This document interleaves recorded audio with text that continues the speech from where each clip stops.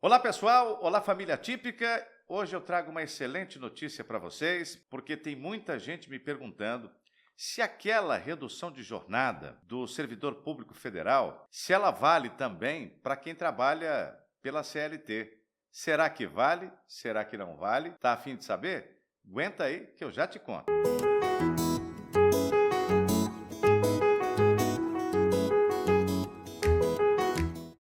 Pois é, tem muita gente me perguntando se além do servidor público, que a gente já sabe, porque o STF decidiu tempos atrás, tem mais alguém que tem direito à redução de jornada.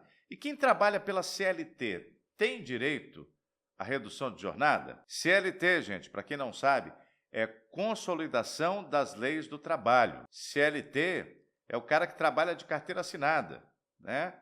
Ele trabalha pela consolidação das leis do trabalho, no regime geral de previdência. Então, é aquele cabra que trabalha de carteira assinada. Esse cabra que trabalha de carteira assinada, ele pode ser ou empregado, né, de uma empresa comum, de uma empresa privada, ou ele pode ser empregado também de uma autarquia pública, de uma empresa pública ou de uma sociedade de economia mista. Tudo trabalha pela CLT. Quem trabalha na Petrobras, quem trabalha no Banco do Brasil, quem trabalha na Caixa Econômica e diversos outros estabelecimentos públicos e privados que registram a carteira de seus funcionários. Então, a pergunta que muita gente faz é, ora, por que o pessoal aí que é servidor público, um servidor federal ou um servidor do Estado, um professor municipal, eles têm direito à redução de jornada porque eles têm deficiência ou porque eles têm um dependente com deficiência? Mas será que as pessoas normais que trabalham na CLT, a lei de carteira assinada, têm direito a essa redução? Pois é, o TST, que é o Tribunal Superior do Trabalho, que é o tribunal, gente, que dá a última palavra quando a matéria jurídica, quando o assunto jurídico é direito do trabalho. Então, todo mundo que é empregado, quando tem uma questão para discutir sobre o direito do trabalho, o direito do trabalhador, vai na Justiça do Trabalho para poder dirimir essas questões. Aí, na Justiça do Trabalho, tem a Vara do Trabalho, depois tem o Tribunal Regional do Trabalho, mas a última palavra, quem dá a última palavra do processo é o TST, que é o Tribunal Superior do Trabalho. E o TST, em recurso de revista, que é o último recurso que cabe dentro do processo do trabalho, decidiu, nos recursos de revista 143247/2019, veja que o processo é de 2019, foi julgado agora, mas o processo é de 2019, é o tempão que esse processo está tramitando. Decidiu que os empregados pela CLT têm direito à redução de jornada, sim, têm direito à redução de jornada entre 20% e 50%. Nesse caso do julgamento deste processo, a redução foi de 50% da jornada de trabalho.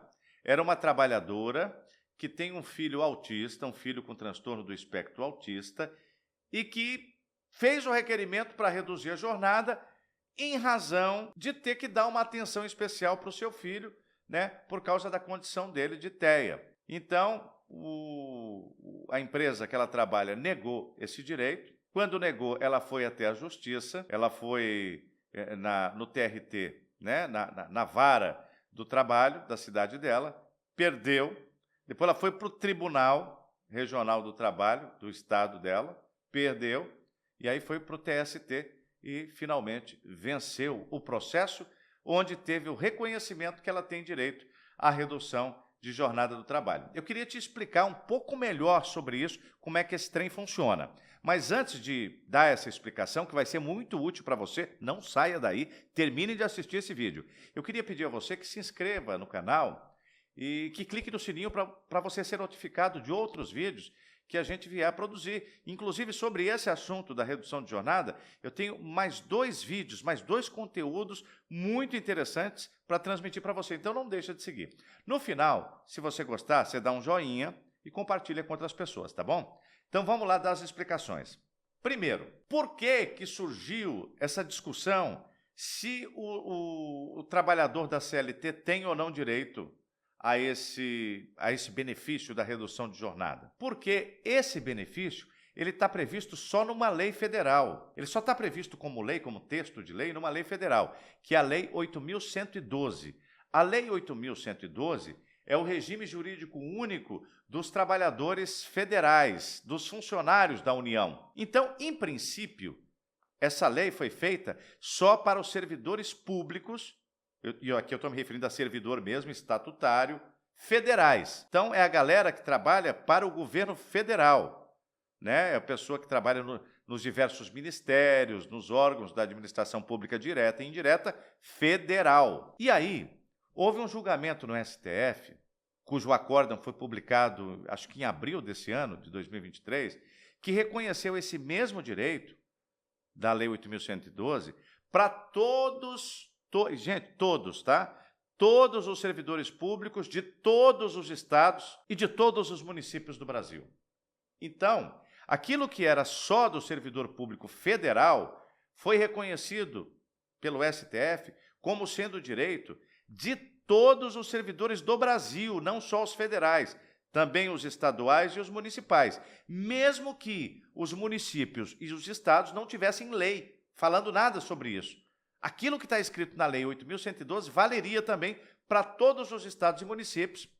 E aplicando a Lei 8.112 a esses outros servidores que não são federais, até que eles próprios produzam, eles próprios, eu estou me referindo aos entes, né? Esses entes federativos produzam as suas próprias legislações sobre o tema, respeitando o que decidiu o STF. E aí, até aqui, nós estamos falando de servidor público estatutário. Mas tem duas coisas. Tem outros tipos de servidores ou outros tipos de funcionários públicos que não estão na categoria jurídica dos servidores estatutários, mas que também trabalham no serviço público. E esses profissionais aos quais eu estou me referindo são os empregados públicos. Quem são os empregados públicos? São as pessoas que trabalham no serviço público, mas porque o serviço público onde elas trabalham ou é uma autarquia, ou é uma empresa pública, ou é uma sociedade de economia mista. Sociedade de economia mista é, por exemplo, uma empresa que tem sociedade entre o poder público e o poder privado. Por exemplo, o Banco do Brasil, né? O maior acionista do Banco do Brasil é o governo federal, mas também tem capital privado ali. Então, como mistura público e privado, a gente chama de sociedade de economia mista. Banco do Brasil, por exemplo, Petrobras é outro exemplo. Esse pessoal que trabalha nessas autarquias e nessas sociedades de economia mista são os chamados seletistas, empregados públicos seletistas.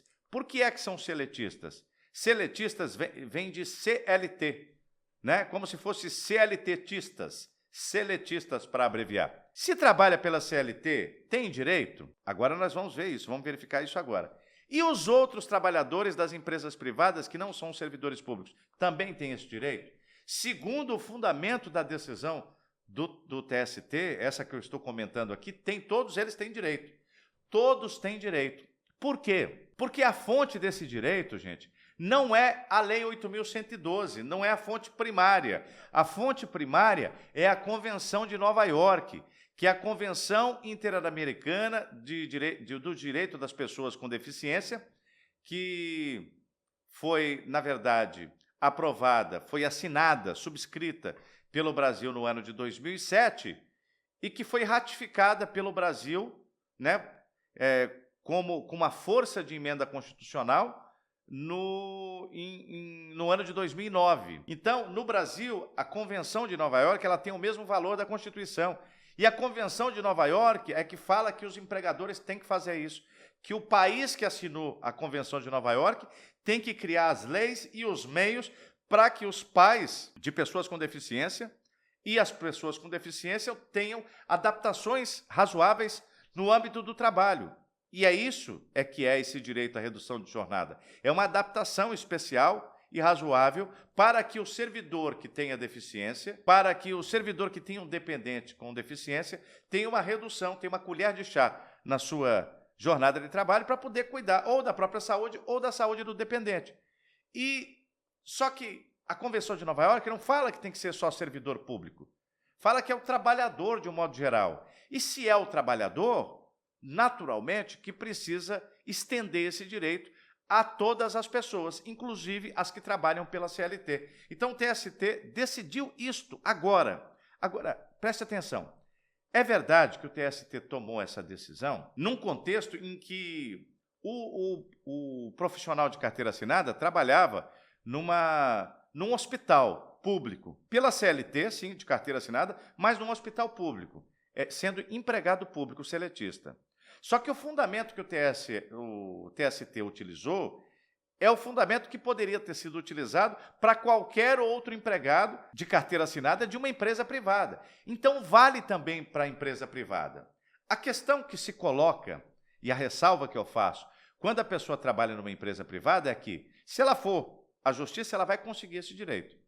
Só que, ao contrário do empregado público, a pessoa que trabalha para uma empresa privada, ela pode ser demitida imotivadamente. Então, pode ser que você consiga, na Justiça do Trabalho, o direito de reduzir a jornada e que, algum tempo depois, o seu empregador, claro que vai alegar outro motivo, não vai dizer que é por causa da redução de jornada, depois ele pode dizer, estou reduzindo custos e demitir a pessoa, porque essa pessoa teve concedido o direito de trabalhar menos porque tem um filho com deficiência ou porque tem deficiência. Então, de qualquer maneira, é uma decisão muito boa, é uma decisão que lança uma luz sobre essa questão das relações de trabalho entre empregados com deficiência e os seus respectivos empregadores e democratiza esse direito que até agora a gente tinha na jurisprudência a certeza de que valia para servidor público. Agora a gente tem a certeza de que qualquer trabalhador de carteira assinada tem sim